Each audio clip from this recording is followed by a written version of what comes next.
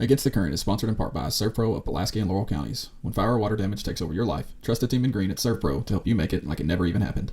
They provide 24/7 service when you need it most. Give the local office a call at 606-877-2160 or online at servpro-pulaski-laurel-counties.com. Franchises are independently owned and operated. Today I'm joined by Mr. Adam Gullett, Director of Growth with Century 21 Advantage Realty, also the host of the Advantage Live Show, where the Century 21 Advantage Realty team breaks down the local real estate market, trends, agent spotlights, and so much more. You can catch them on Facebook, YouTube, and anywhere else, or are those the main two places? Yeah, we're focusing on those places right now, yeah. Okay. I think you can get it on Periscope, which is a Twitter program, Nice. but Okay. yeah. Adam and his wife Hannah live here in Somerset with their two children, Will and Emma Claire. I saw Will just had a birthday here recently, it looked like. Yeah, we actually have three. Sorry. No worries, My man. bad. Nope, Evelyn, our middle one. Everyone's the middle one. Yep, that middle child gets forgotten a lot, don't they? They do, man. I'm learning that myself now. My middle child's not. He's doing okay with the adjustment. I've had us having three boys now, but he's having a little bit more struggle with it than the others. So it's fun. Yeah, it's always an adjustment. Well, everybody knows the Century 21 brand, or at least I feel like everyone does. And I really want to dive in quickly to what caught my attention and the purpose of this episode. But the listeners are dying to hear your answers to these rapid fire questions. Awesome. First question here. Big thing for our family is we have a Saturday morning breakfast. So pancakes or waffles? Oh, waffles. Nice. Yep. A big thing in our household, I'm a plain Jane guy. I like to just maybe throw a little bit of cinnamon in there, roll on. But my family is either maybe it's chocolate chips or blueberries. So I'll keep it simple. Are you chocolate chips or are you plain Jane? Probably plain Jane. Okay. Yeah, I like chocolate, but not my breakfast food. That needs to have its own place. Yeah, that's a dessert, man. Exactly. You know, even though pancakes are sweet, come on, that's breakfast. What was, in light of the holidays, what was your best or most memorable Christmas gift as a kid? Oh man, okay, so there was an old train set my cousins had. I watched them play with it one Christmas, and then I got it the following Christmas. So that was absolutely a little model train set, battery powered. That's awesome. Yeah. I've got a picture I need to post. It's I think I was probably 5 or 6 years old, and in black and white video, which I mean I'm young 30, so it's not like I'm that old, but it's me holding a Nerf gun box, and I have the most like surprised look on my face. It looks like a clip from like a TV commercial, but it's one that shot the Nerf arrows, which you can't see it if you're listening to the audio version, but the arrows were like that long. Oh yeah, okay. It was like I remember those guns. It was awesome. Yeah, you can't beat Nerf. No. Last couple questions here. What's been maybe a book you read recently, or just one of your favorite books that you've read this year? And as a follow-up question to that, same question for podcast. Yeah. So, matter of fact, it's probably the one right here behind me, QBQ. Okay. I've read it before. I read it again this year. And then, matter of fact, our agents and us, we just did a book club reading through it. Nice. The question behind the question. So it's basically what to really ask yourself to hold yourself accountable. It's more about personal reflection versus casting blame and blaming others. So I feel like that was a good book for the year. Oh, yeah. What about, are you a podcast listener? What would be a podcast? Yeah, absolutely. I love Entree Leadership. I think they put out a lot of good interviews. I really have enjoyed a lot of those. So Entree Leadership is kind of my go-to. And then, of course, John C. Maxwell has a podcast, so they do a bunch of interviews as well, like that one. I'll touch on the Entree Leadership one real quick. So they just put out one, you may listen to it, with the former chief marketing officer of Chick-fil-A. They did a similar episode this time last year as well. And both episodes are probably two of the favorite episodes, maybe of podcasts I've listened to, like of all podcasts. See, I haven't heard that one yet, so I'm going to have to definitely listen to that one. About just like the Chick-fil-A journey and how they zagged a lot of times when other businesses went the other way. And it's evident now when you think of Chick-fil-A, but going through this, just listening to and really hearing the processes and how they made all their decisions, it's incredible. So Yeah, they've got a well-oiled machine. No doubt. I'll check that one out for sure. Last question here. Love to win or hate to lose? Hate to lose. Hate losing. I'm finding more and more answers like that. I need to keep track of them, but yeah, it's it makes me happy though. It means we've got a lot of competitive people here. I like it. Yeah, I can't stand to lose. Well, Adam, I gave, of course, a high level kind of view of you. For listeners that maybe aren't aware of you, aren't aware of the Century 21 brand, go ahead and give us just maybe your quick elevator speech and kind of run down on that. Yeah, so we're as far as a brand is concerned, Century 21 is going into their 50th year as a brand. So you kind of touched on it. I think we are pretty well known. Hardly do I ever come across somebody that says, after you tell them you work for Century 21, ask, well, what is that? Yeah. They never ask that. They know exactly what we do. So that's actually really good. It definitely helps get us in the door and close more deals that way. So that's kind of Century 21 in a nutshell. As far as me, I'm a product of a bunch of mistakes and errors that led me to where I am now. My role with the company is director of growth. And I think it has to do with where I have just constantly thrown myself into the mix where I'm not afraid to make mistakes and fail. And I think that's necessary for growth. So my position with the company is all about helping the agents grow their businesses. So it's awesome to do it, and big honor. Nice. Well, I want to go ahead and dive into it because I think there's kind of a lot to unpack here, even though it was only maybe, 10 or 12 sentences you actually wrote. What caught my attention was a Facebook post that you put out. We're recording this December 16th. So you put this out there on December 4th. And what I want to do is I'm going to read it real quick, and then we'll kind of break down kind of section by section and dive a little bit deeper on it. Yeah. So you said you wanted to share something a little personal. You said, for years, I've struggled to say no to things. I think we can all agree to that. We all struggle with that.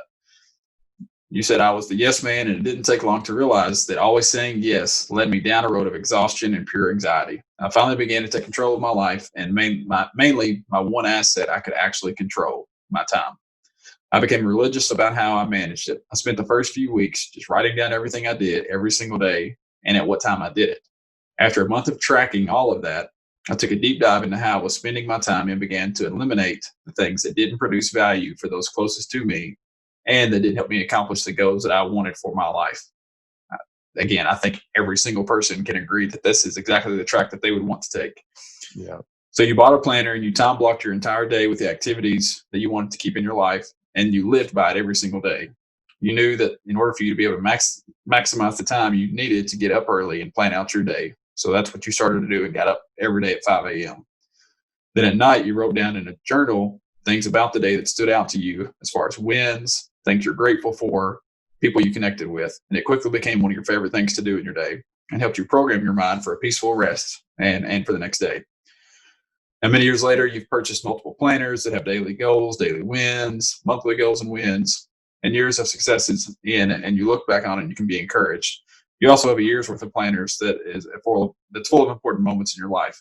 Interesting things that happened with your wife and you, funny things you and your kids did, interesting people you met, helped. But most of all, it has the wins in your life that you've had over the years. And I think a great ending point of this is you admitted that you're not perfect at this, but you work hard at it because you can see the value it brings and the value in doing it. And so you wanted to encourage everyone to take hold of their time and their thoughts. Left unchecked, they will take control of your life and lead you where they want to go. And trust me, it's not where you want to be. Yeah. Again, perfect ending with that. Yeah. So like I said, it's a lot to unpack there. I guess first question, I'm sure that was probably weighing heavily on you to post that. What I guess pushed you to say, you know what, I need to go ahead and put this out here? That's a very interesting question. I've actually thought about that. It was one of my morning sessions. It was about 5:30 in the morning. I was actually typing this out, and I stopped and began just to read again and thought, should I really do that right now? Like, I don't know. I just had a conversation the day before with one of our agents, and they were really struggling with time management. And of course, the real estate's good, so they weren't complaining as much as it was they just wanted to maximize their time. And I knew what I had to go through when you start trying to incorporate more and more into your life, it does lead to a shutdown moment. So I just kind of saw that as an opportunity. I was like, you know what, I kind of need to probably tell my story in the best way that I can. And I thought, well, why not a Facebook post? With everything else, why not? Well, yeah, why not a Facebook post? So that's what kind of led to that. And I hit the post button, and it's been kind of fun. So you've been doing this now for how many years have you been doing this now? So interesting enough, I started the journey probably about 10 years ago. Okay. The more personal part back there is the exhaustion and anxiety. Being the yes man, I ended up just saying yes to everything, and that was like either business arrangements or just anything and everything I could get my hands on. I was doing, and I think it was just out of desperation. I always liked learning and challenging myself. And I didn't put checks and balances in my life to be able to keep myself from being put out there so much. So about 10 years ago, it led me down a road of pure exhaustion and anxiety. I mean, I got to the point where it was just almost debilitating, where I couldn't even get my mind and my thoughts in order. And so 10 years ago, I began to kind of figure out, this is not really going to work because I've got a family, I've got kids. I've really got to start making some major life adjustments. So about 10 years ago is when we started doing this. I started doing this. And so you mentioned that when you first started, the biggest thing you did was for a month, you tracked everything you did, and you took a deep dive into spending your time, and you began to eliminate things that didn't produce value for those closest to you, which I'm assuming is family, and that didn't help you accomplish the goals you wanted. What was that process like when you're going through tracking everything you do for the day? Were you just going through like a checklist saying, hey, this doesn't help, this doesn't help, this helps, I need to do more of this? And I'm sure too, there were parts that were like, probably had like question marks where you didn't maybe know, should I keep doing this or should I not? That's a good question. So here's literally what I did. I grabbed just a cheap little flip notepad. And I literally wrote down every call, every text, every thing that I did throughout the day and when I did it. So I put in there, this is what I did then, and I put a little timestamp. And I did it for about a month and just filled this whole notebook up because I knew certain things happen on a monthly basis, not on a weekly basis. So I just wanted to capture everything I could. So I began with a notepad, and then I wrote the times down. So then I started kind of dissecting that a little bit, trying to figure out exactly what was my average time spent on certain things. Now, I'm a geek when it comes to like numbers and Excel sheets. I love all that. So I was like, once I got in the notepad, I started putting it into the system and started like analyzing the numbers and get a little bit crazy about it. So again, going back to the exhaustion, anxiety part. So it became psychological warfare for me. But in the end, I knew it was going to be a good thing. Like I knew that the end result was order and organization. So that's basically how I began that process. And then I started looking at it more objectively, like what items on this list are actually not providing the value back to myself or those around me. Because I feel like life is about others and people. And if these type of things are really just boggling me down, they got to go. I think that takes a lot of just mental awareness to be able to realize, hey, this has to go, like you said. And I think this is important too. So kind of what I've tried to do in the month of December is focus on maybe providing content for people that are, of course, heading into a new year. People want to bring out New Year's resolutions, try to bring in new habits, new goals, that type of thing. So I think it's important too to stress here that you didn't just start this and then, okay, now on day 2, now your entire week is time blocked. You've got everything set and ready to go. But this is a process and takes time that you have to be intentional about to make this work and to make it work for you. Absolutely. That's well said. And I think that the key too is enjoying the process. It's easy to get overwhelmed again in dissecting this because you're going to quickly realize, wow, I'm wasting a lot of time. And, oh man, this is not good. This is where I'm struggling. So I think enjoying the process of dissecting that is key and being okay with the chaos of it. I think that's the enlightening part of it. Will. What do you think was your biggest obstacle when you were going through this process? I guess maybe biggest obstacle then, and then maybe biggest obstacle now. So biggest obstacle then was just making sure that I wrote it down, and then I personally looked at it objectively. Like this is a problem. I think it was really hard to look at something and weigh, is this worth my time or not? I feel like that was just a big challenge, because there were certain things you would say, wow, that's a good thing, but in the end was causing me so much stress that it was now creating a negative effect on something else. So I had to really, that was just hard. I mean, by the time I started looking at it all, I was like, wow, that's good. That's a good thing. I should be doing that. But it's also causing me to suffer over here. So I've got to let something go. And that's what it was. Now today, what I would say probably the biggest challenge is just staying consistent with it. Now that I've got things in place, it's implementing those tools and systems where it stays in front of me every single day so I don't deviate. But again, in that post, I was, very honest. It sounds like, oh, I've just got it all figured out. I don't.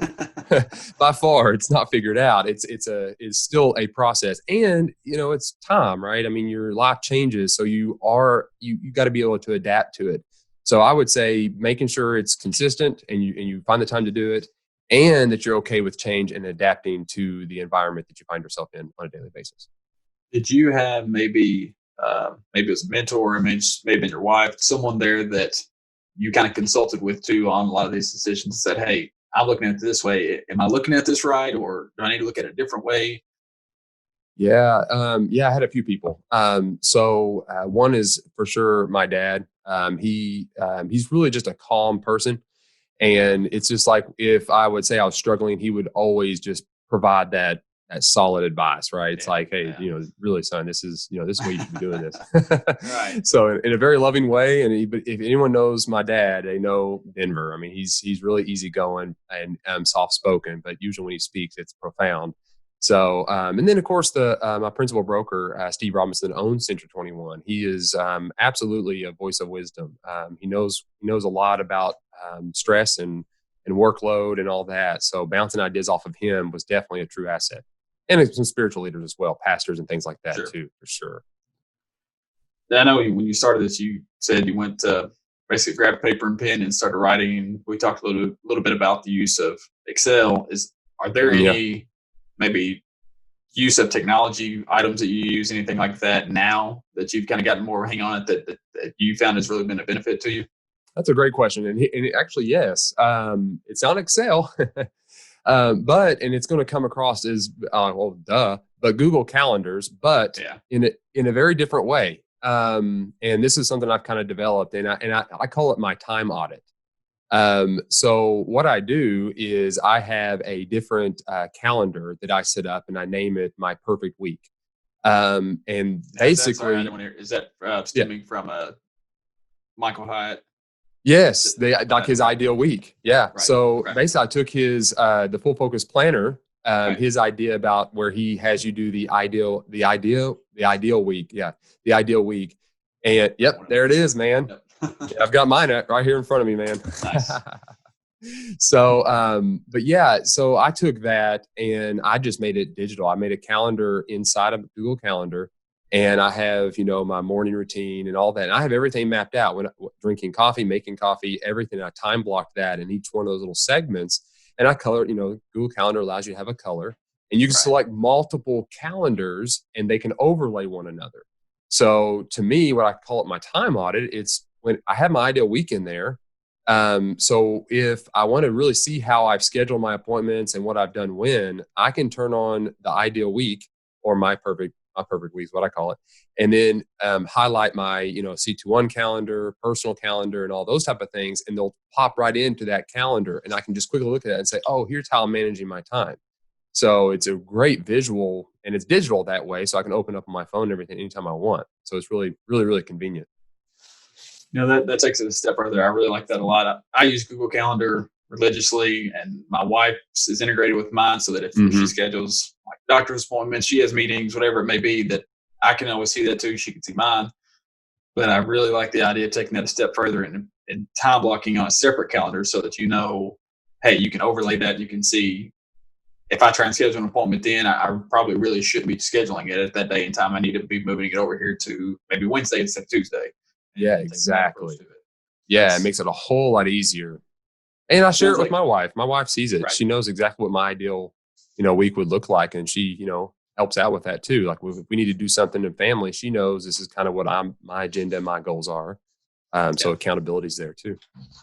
It sounds like you're a little bit of OCD like me too, and you've got to have it color coded and match up perfectly. So it's it can be bad, man.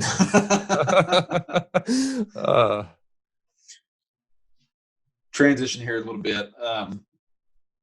Obviously,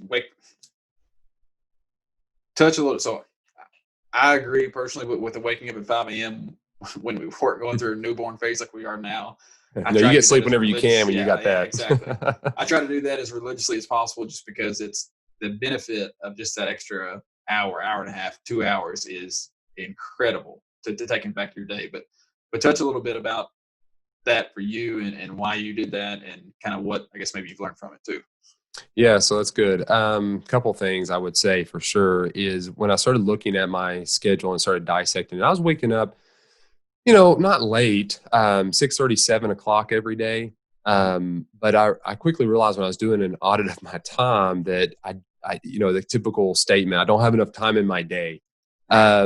So I was like, well, if that's the case, I'm not very productive at night. Usually I'm just sitting there, watching something zoned out and I'm going to sleep.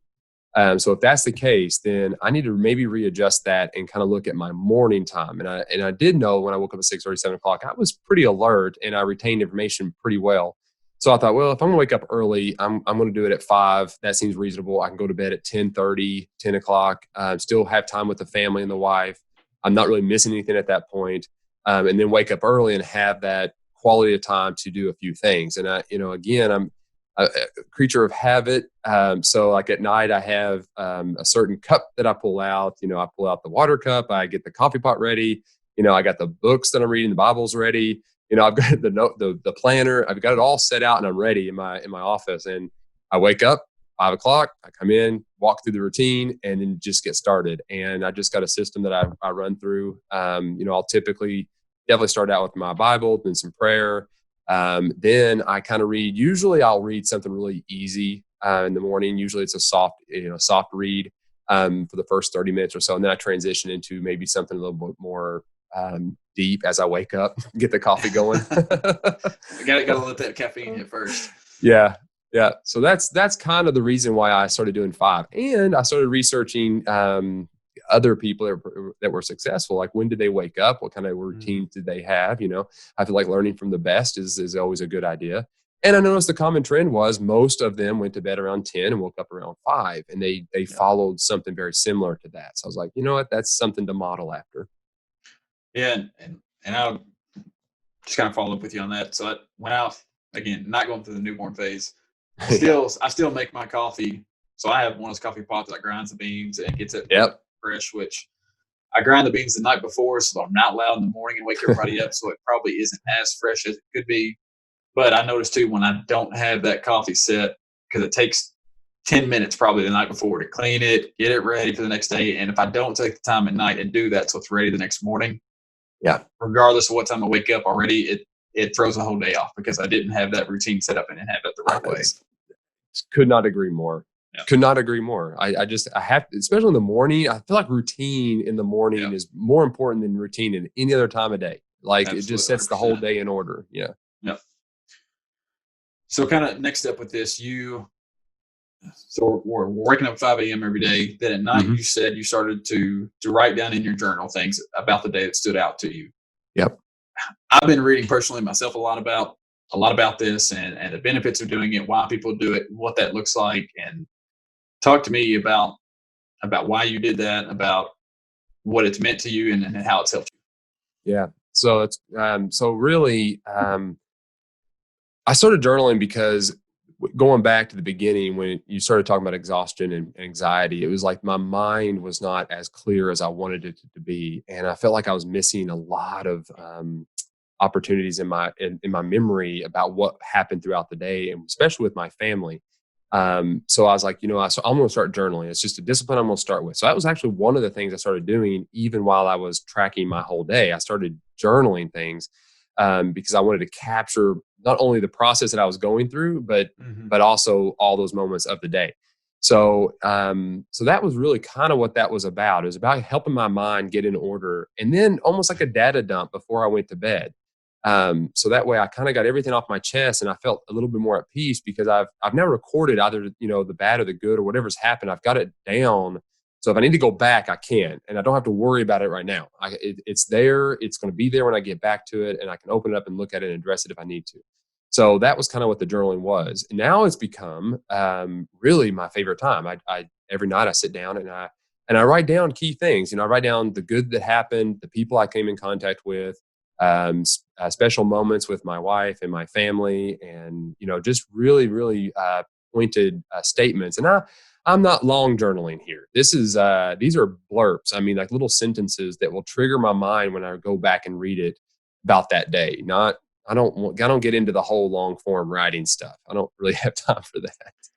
No, I think that's really important too, because that was what was daunting to me about journaling at first. But then I was reading an article the other day about, and this person had been journaling now for 10 years, and he literally showed a picture of what he wrote his first time, and it was like 2 sentences. It was, I think maybe he and his wife were either on vacation or honeymoon or something, and it was something like, got to the airport at this time, checked into our hotel, now this is what we're about to go to next. That was it. But that makes you realize too, like that's the important part is it's getting that habit going, and you don't have to think journaling like you're back in, I don't know, middle school or whatever it is, and writing Dear Diary about some brilliant thing that you like, stuff like that. It's more about just saying, hey, let's hit these key points about the importance of a day, moments you share with your wife and family, whatever it may be, but you can keep it short and sweet and still get that habit and still benefit from it.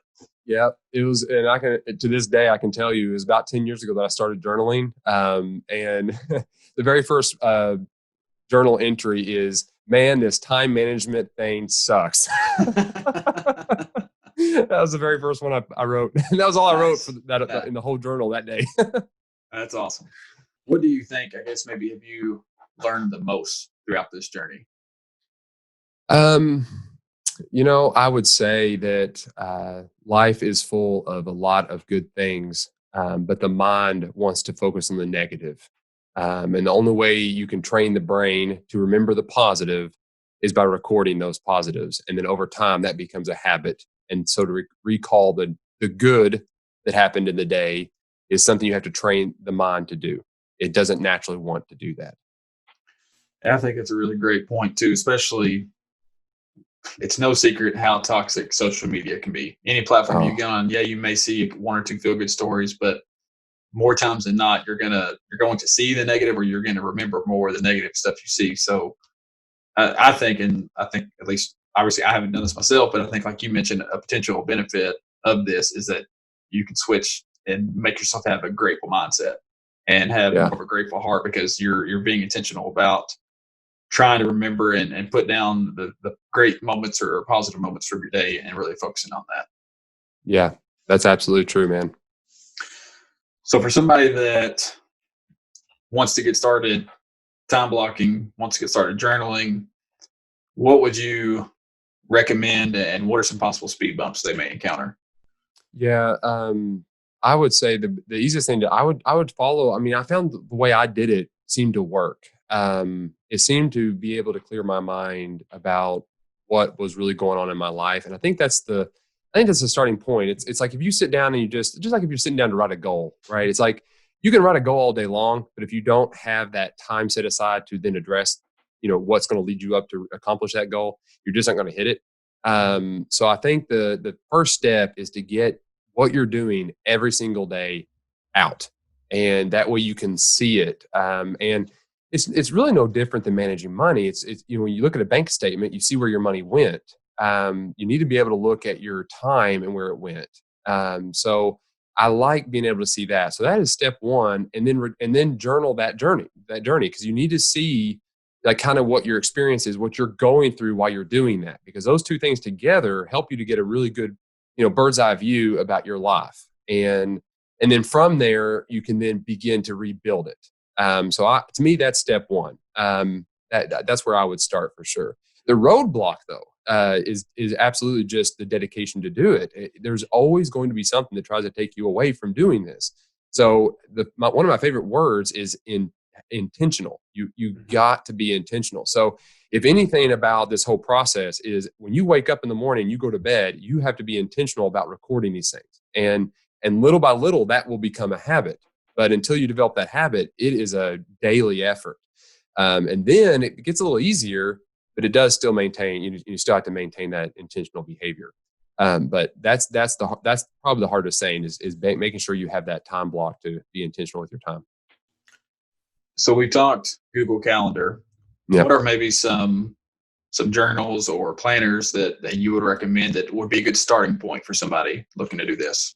Yeah. So once you kind of get that good bird's eye view, you and I both, I think we're Michael Hyatt fans, the Full Focus Planner. I can't really recommend it enough. It's a really good planner. It does a great job of helping you to see kind of what's going on, and it's got spots in there for even journaling. So if you're not wanting to have a separate book, use the Full Focus Planner. It is a little bit on the expensive side. So there's some people that might not want to budget that in because it is only a 3-month planner. Right. So you're buying 4 of those a year. I think, correct me if I'm wrong, I think they're about $60, I believe. Somewhere in there, yeah, I think so. Yeah. Another one that is very similar, if you don't want to have that big of a budget, is the Goal Crazy Planner. It's very, very similar in a lot of ways. It doesn't have a lot of the other pages. It does things a little bit differently, but really it's pretty much the same. And then the other one is if you like a more hybrid version, I would say go with the Rocketbook Panda Planner. If you're not familiar with Rocketbook allows you to write inside of it with friction pens and then use a wet type cloth to wipe it clean. But before you wipe it, they have an app that goes along with it and little icons on the bottom. So you can scan the QR code and it picks up that little icon and files it in a certain category that you set up. So you could have your to-do list all filed, your journals all filed, and that complements with an app. So yeah, I have one of those. I tend to still be kind of a paper guy, but now for work-related stuff, I do use that Rocketbook, so I can capture things more digitally that way. Okay. Well, Adam, I want to be respectful of your time, so I'll wrap us up here. What I'm going to try and put in the show notes, links to each of those planners. That way, if people want to look it out more, it's a little bit easier to find those. If someone, I guess, wants to dive even deeper about this process or maybe has some questions about it, what would be the best way for them to reach out to you and ask and get with you on that? Yeah, so I'll give you my my email for things just like this, and it's askadamtoday@gmail.com. I like it. And if someone wants to catch the Century 21, the Advantage Live show, yeah, I'll put those notes in there too. But again, just Facebook, YouTube, and yeah, you can follow us on like our page, Century 21 Advantage Realty Facebook page. We go live there every Friday at 10:30 a.m. Eastern time. And then on YouTube, same company name, Century 21 Advantage Realty. It's our channel. Subscribe there. And again, it'll be live every Friday, 10:30 a.m. Eastern time. Perfect.